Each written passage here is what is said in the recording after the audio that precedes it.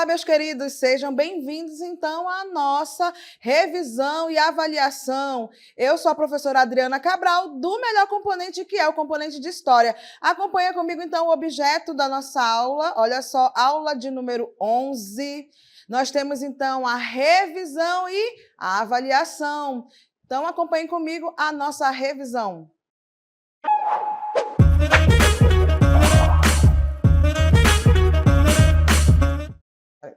Olá, vamos então à nossa revisão. E para vocês, então, hoje nós vamos ver a diferença entre tempo histórico e tempo cronológico. Então, acompanha comigo para a gente iniciar, então, essa parte que é importante, que é exatamente aí o historiador e a sua relação, então, com esse tempo histórico e com o tempo cronológico. A percepção, então, do tempo foi diferente em diversos momentos da história da humanidade. Vejamos, então, olha só, alguns exemplos, então, dessa relação entre história e tempo. Para os astecas, povos que viviam onde hoje é o México, antes dos espanhóis chegarem à América, tinham mais de um calendário. Baseavam-se, então, no tempo da natureza. Os agricultores, assim, faziam festas ao longo do ano com base na natureza. O ano tinha 365 dias, dividido em 18 meses, com 20 dias cada e 5 dias extras. Olha só. Na Europa, como é que se dava, então, essa relação, então, com o tempo? Na Europa, então, durante a Idade Média, 476 a 1453, os religiosos cristãos viam o tempo como algo sagrado, tá? Este foi um dos motivos pelos quais eles reprimiram quem emprestava dinheiros a juros. Diziam que cobrar juros é vender o tempo, o que não poderia ser feito, pois o tempo pertence a Deus. Então, portanto, dizemos que eles se guiavam pelo tempo de Deus, é o domínio, então, da igreja, lembra disso, tá?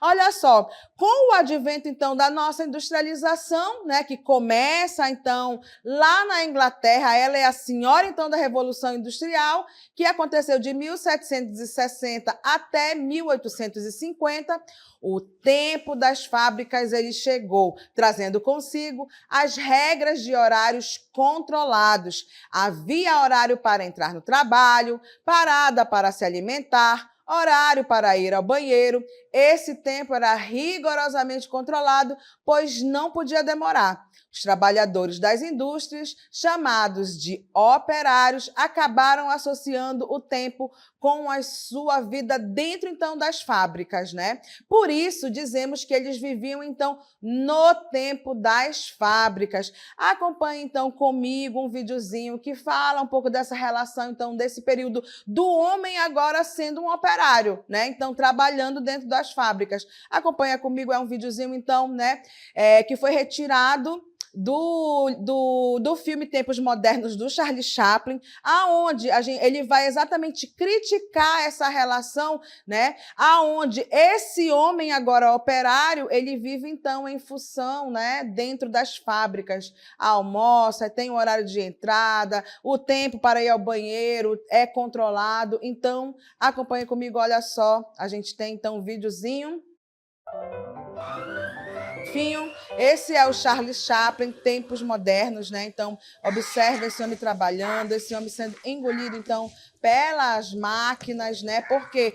Porque agora somos operários a partir da Revolução Industrial Inglesa, Temos horário, então, aí para o tempo do trabalho e essa relação, então, com, esse tempo muito ligado ao operariado, ao tempo das fábricas. Então, o Chaplin, ele vem exatamente criticar, Por quê? Porque esse homem trabalhava, às vezes não tinha um horário de entrada e um horário de saída, Então, isso tudo, ao longo do tempo, foi uma conquista, então, do movimento operário, o horário de entrada, horário de saída, Até mesmo o salário. Então, isso é uma longa conquista. Antes, a gente vivia muito tempo aí trabalhando dentro das fábricas.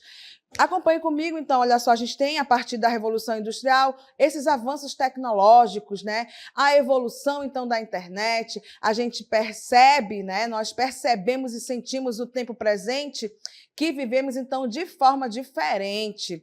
Do satélite à fibra ótica, os avanços são rápidos. Por exemplo, jogos de internet, então adolescentes podem brincar online com outros adolescentes que moram em outros estados ou até mesmo em outros países. Vivemos então, né, esse momento aí, olha só, aonde os avanços tecnológicos eles são tão grandes que tem campeonato então de jogos online, né, onde muitos participam. Novas profissões então surgiram por causa desses avanços na tecnologia, gente, né? Já ouviram falar, então, em youtuber, né? Nos gamers ou nos influenciadores digitais? A gente vive muito, então, esse tempo presente, né? Inclusive, são profissões novas, né? Ligadas, então, a esse momento que a gente vive, então, do boom, né? Dos jogos, da internet, né? Desses avanços tecnológicos chegando muito rapidamente, inclusive, nos nossos celulares, nas nossas vidas. Olha só, a gente pode, por exemplo, assistir um conflito armado em tempo recorde. Na internet, assim temos o conflito entre o Hamas e Israel, né, que são guerras que acontecem nesse mundo presente que nós estamos agora, né? Ou a guerra entre a Rússia e a Ucrânia, que é uma guerra que já está se arrastando aí, né, há mais ou menos 2 anos. Podemos também, através da tecnologia, assistir aulas ao vivo em diversos municípios diferentes. Essa é a nossa interação, não é mesmo? O ensino mediado pela tecnologia, olha só que interessante.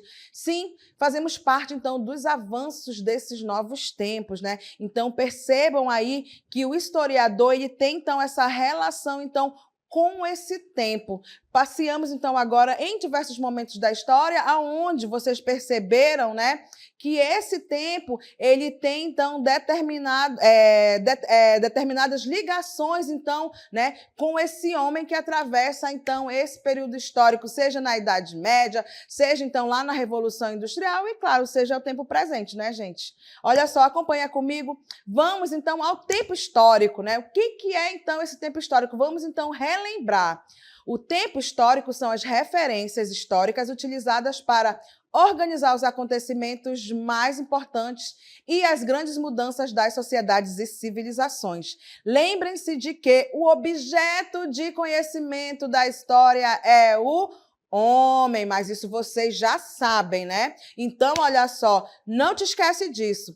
Pensando então nisso, o tempo histórico, ele percebe o homem em suas transformações. O homem ele inventou ferramentas, o homem inventou o fogo, a agricultura, a escrita, as pinturas rupestres, o comércio, as cidades, as esculturas, as guerras, a tecnologia, gente. Então, olha só, tudo isso, por isso que a gente fala, né, que é o homem o objeto de investigação, então, da história e do historiador. Por quê? Porque é ele que fez todas, né, essas mudanças, então, na sociedade, através, então, do tempo, ok? Vamos, então, agora falar um pouco sobre o tempo, então, cronológico. Acompanha comigo? Olha só, podemos, então, perceber que a humanidade ela é composta de muitos povos com diferentes culturas. E cada povo escolheu datas importantes para a sua história. Vejamos então alguns exemplos. Por exemplo, guarda aí na tua cabecinha, para os cristãos, eles escolheram o nascimento de Cristo para dar início à contagem do tempo. Este fato foi tomado como marco no calendário cristão. Não esquece isso, porque o nosso calendário ele é influenciado exatamente pelo nascimento, então, né, de Cristo. Para os muçulmanos, então, né, que seguem a religião criada por Maomé, contam o tempo a partir de sua ida da cidade de Meca para Medina, atual Arábia Saudita. O ano 1 dos muçulmanos corresponde ao ano 622 do calendário cristão. Para os judeus, eles começaram, então, a contar o tempo a partir da criação do mundo. Para eles, este fato ocorreu em 3.761 antes de Cristo, né? Então, olha só, esse tempo cronológico, ele pode ser dividido em unidades de medidas, tá, gente? Segundo, minutos, hora, dia, mês, ano. Por isso, olha só, acompanha ali comigo, imagens bonitinhas, né, de como a gente tem, então, essa relação com o tempo cronológico, tá? A esse tempo, controlado por calendários e relógios, é chamado, então, de tempo cronológico. Note que ele é uma criação também dos homens, né? Como que a gente percebe, né, essa nossa relação, então, com o tempo? A gente tenta realmente, já que eu não posso pegar o tempo, né, já que a gente não pode, né, ter esse poder, a gente tenta, então, fazer invenções para que a gente possa ter, então, uma relação cordial, então, com o tempo, tá?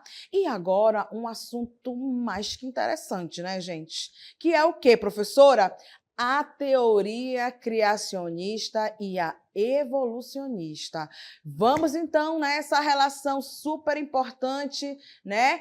A gente tem, então, né, para a nossa revisão, duas grandes teorias para explicar o quê? Né? Essa relação, então, do homem, né, começando a dominar aí todo o planeta Terra.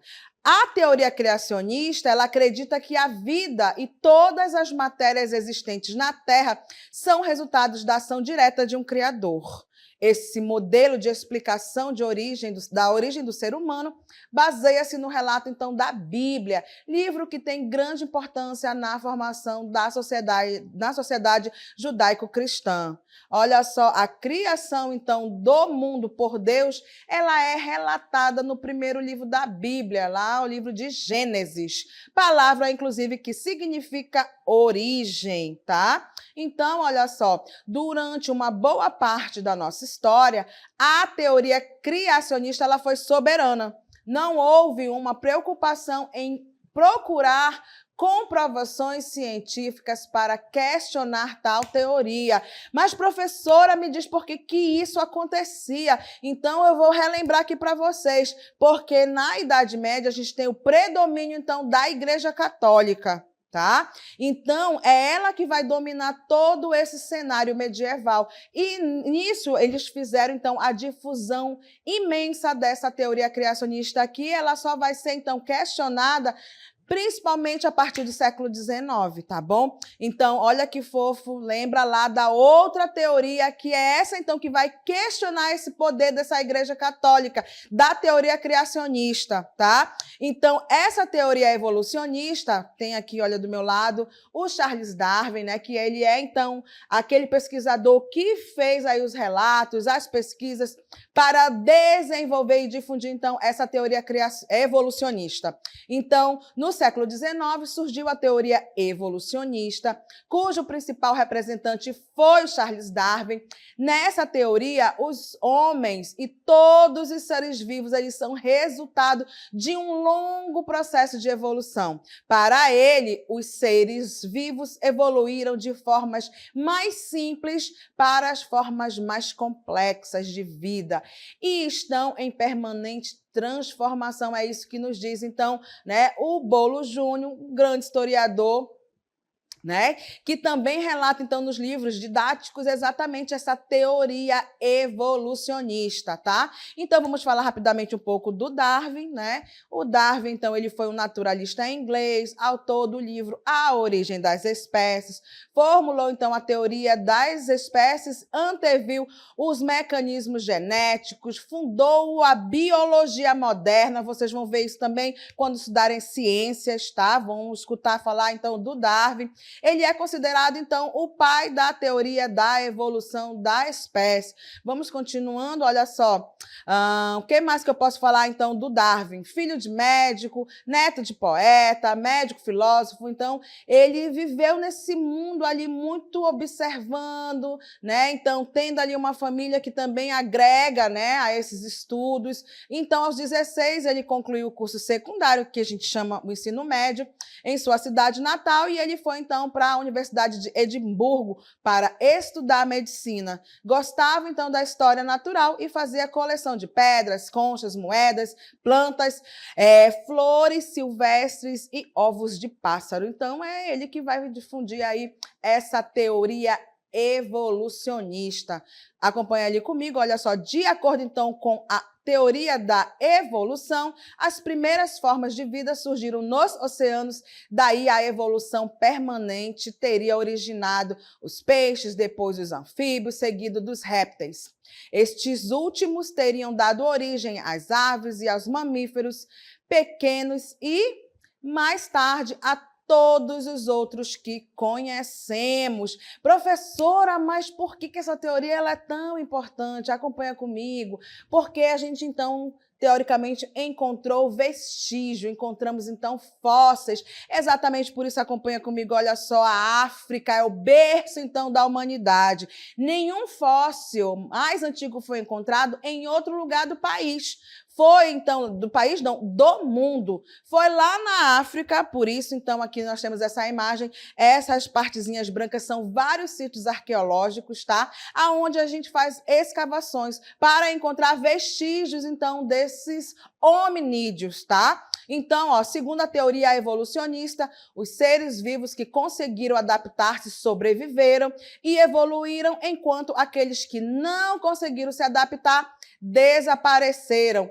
Esse processo de evolução e adaptação recebeu o nome, então, de seleção natural, tá? E agora, vamos lá, já que a gente, então, está sabendo que a África é o berço da humanidade porque encontramos os fósseis mais antigos, vamos falar, então, sobre eles, os fósseis. Olha só que fofinho, né? Acompanha aqui comigo, nós temos, então, agora o quê? Os fósseis. Então, nos fósseis, nós temos aqui, olha que fofinho, né? Estou aqui, né, entre a Lucy, um Australopithecus afarensis, tá?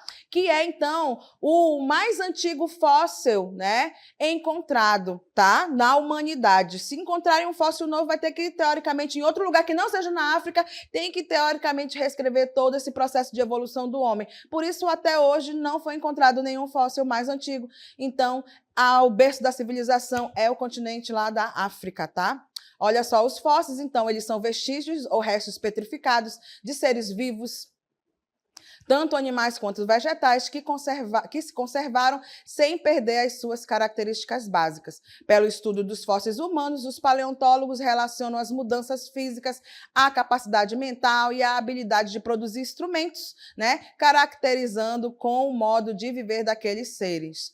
Olha só que interessante, então, há cerca de 85 milhões de anos originaram-se os primatas, o grupo de mamíferos que inicialmente viviam em árvores. Entre os primatas, os parentes evolutivos mais próximos da espécie humana são chimpanzés, gorilas e orangotangos. Aos poucos, por meio de um processo evolutivo, alguns deles passaram a ter hábitos terrestres, tá? Então, olha só, vamos lá. Espécie mais antiga encontrada pelos estudiosos, Australopithecus. Olha que nome bonito. É um Australopithecus, a Lucy, né? Cujo fóssil mais conhecido é Lucy, tá? Um Australopithecus afarensis, descoberto em 1974. Então, Australopithecus significa macaco do sul. Espécie mais antiga de ancestrais conhecidos da humanidade. Viveram na África provavelmente entre 4,2 milhões e 1,4 milhões de anos, né? Olha que interessante. Entre as várias espécies de Australopithecus, né, destacam-se, então, o Australopithecus anamensis, o Australopithecus afarensis, que é o fóssil Lucy, né, o Australopithecus africanus e o Australopithecus boisei. De uma dessas espécies deve ter se originado o gênero Homo, tá? Por isso, muitos sítios arqueológicos estão presentes, então, na África, tá? Pesquisadores, arqueólogos, em sua grande maioria, buscam encontrar vestígios do tronco comum, espécie de hominídeo, então, que deu origem ao gênero Homo. Por isso, a importância, então, do fóssil Lucy, tá? Opa, Lucy está aqui, tá? Então, é isso. Ele é, então, como se fosse, né, o passo inicial para a gente ter, então, o quê? Né? Dali se originar, então, todo o gênero Homo. Acompanha comigo, olha só, algumas espécies de fósseis de hominídeos já estudados pela ciência. Então, nós temos o primeiro, que é o Homo habilis. Ele é considerado o primeiro representante do gênero Homo. Sabia fazer utensílios de pedra, com os quais caçavam animais. Olha só, então, vamos acompanhar o VTzinho, que fofinho. Cadê? Olha só, a gente vai ver, então, aí, né, o gênero que é, então, aí o Homo erectus, tá? Como vocês puderam ver comigo, o homem, então, né? Ele é habilidoso, ele fez os primeiros instrumentos, inclusive, de lanças, né? Por isso, a habilidade, o nome tem a ver com isso, tá? O nosso amiguinho aqui, então, que é o Homo erectus. Vocês acompanham aí comigo, que fofinho, né? Ele tem, então, o domínio do quê? Do fogo, tá? Então, já é uma outra espécie, o Homo erectus. Então, a partir dele, nós temos o domínio do fogo. O homem, então, começa a afugentar animais de grande porte, porque, né, a gente tem, então, agora o domínio do fogo. A partir, então, do nosso amiguinho, o Homo erectus, esse Homo, o gênero Homo, ele começa, então, a se espalhar por várias partes, então, do planeta, em diversos momentos diferentes. Por isso, né, que a história, os historiadores, os arqueólogos, eles buscam, então, né, vestígios de como que esse homem ele saiu da África e ele foi, então, para diversas partes, então, do mundo. O domínio do fogo, ele é interessante, tá? Por quê, professora? Tá? Lembra aí que, a partir do momento que a gente tem, então, esse domínio do fogo, eu melhoro os alimentos, porque eles passam a ser alimentos cozidos. Então, no Homo habilis, ele tem essa habilidade de pegar os primeiros instrumentos de pedras, né? E aí fazer pequenas lanças, tá? E o que a gente vai ver, então, com essa parte, então, do Homo erectus, quando a gente evolui, então, para o Homo erectus, a gente vai ver, então, esse domínio do fogo. E, claro, o domínio do fogo, então, ajuda no nosso poder de sapientização. Já disse para vocês que, inclusive, essa parte, então, do Homo sapiens, ele é o quê? Ele é o nosso poder, então, de quê? Né? De raciocínio, de realmente, né, percepção, né, de sapientização, de saber. Olha que fofo, acompanha comigo, todo lindo ele chegou. O nosso Homo sapiens neanderthalensis, que ele é conhecido, então, como o homem das cavernas. Percebe, então, que o meu amiguinho aqui, né, que é, então, o Homo sapiens neanderthalensis, ele já mora, então, dentro das cavernas, ele tem, então, o domínio do fogo, ele melhorou, inclusive, né, até mesmo as suas vestimentas com as peles de animais, inclusive para as outras áreas, inclusive mais geladas, porque, lembra, eu tenho o domínio do fogo, tá? Então, eu consigo afugentar animais, eu não sou, então, uma presa, né? Fácil, então, para os demais animais. Lembra, gente, a gente está na África, fazendo o processo de evolução, tá? Então, na África, ainda hoje, muitos leões, muitos tigres, muitos, né, animais, então, que se eu não tenho o domínio, teoricamente, né, de um instrumento, eu vou ser facilmente... Vou virar comida, né, gente? Por favor. Então, o fogo nos ajuda também nesse processo de sobrevivência, beleza? E nós temos, então, acompanha comigo o nosso gênero, que é, então, a espécie a qual nós pertencemos. Que é, então, olha só, o Homo sapiens sapiens, tá? Que somos nós, os homens, então, os homens e mulheres atuais, tá? É a espécie da qual fazemos parte. Teria se originado há mais ou menos 100 mil anos na África. Desenvolveu a fala, além de habilidades. Olha só que legal, né? Então, esse Homo sapiens sapiens, que é a nossa espécie atual, tá? Nós evoluímos, né? Então, nós temos um cérebro, andamos mais eretos, a gente que dominou, então, o planeta Terra como um todo, tá? Por quê? Porque ao longo do tempo, todos os outros gêneros, a partir do Homo, eles são importantes porque cada um desenvolveu, né, de certa forma, uma certa habilidade para a gente, então, chegar a esse gênero, que é, então, que somos nós que dominamos o meio, né? Temos, então, aí, olha só, o poder de sapientização. Inclusive, olha o nosso gênero, Homo sapiens sapiens. Nós temos duplamente, então, a sapientização. Somos culturalmente muito mais evoluídos do que todos os outros gêneros. Aí vocês podem me perguntar, professora, mas a gente, né, nossa espécie, então, do gênero Homo sapiens sapiens sapiens ainda vai evoluir, nós ainda somos parte desse planeta, tá? Então, a biologia, inclusive, ela nos diz o seguinte, que há crianças que já vão nascer sem o que a gente chama de dente do juízo. Pergunta para qualquer adolescente de 18 anos que tiver um irmão em casa, 19, 20 anos, né? Ou para os professores aí. É uns dentezinhos que nascem lá no final, dói muito. Por quê? Porque eles são heranças da nossa, né, evolução, tá? Mas a gente não vai mudar demais características não, gente, tá? O nosso cérebro, ele não vai ficar nem maior nem menor, ele vai ficar desse jeito porque a nossa coluna cervical, ela sustenta direitinho. Então, quer dizer, o nosso processo de sapientização, né, tem, de certa forma, né, a gente não tende a mudar muito mais, não, né? Mas algumas coisinhas, aos poucos, vai mudando, mas isso é uma coisa, né, que não vai mudar as características principais, então, do nosso gênero, que é o Homo sapiens sapiens. Eu me despeço por aqui e é isso, nossa revisão. Então, revisão número 1, a gente termina.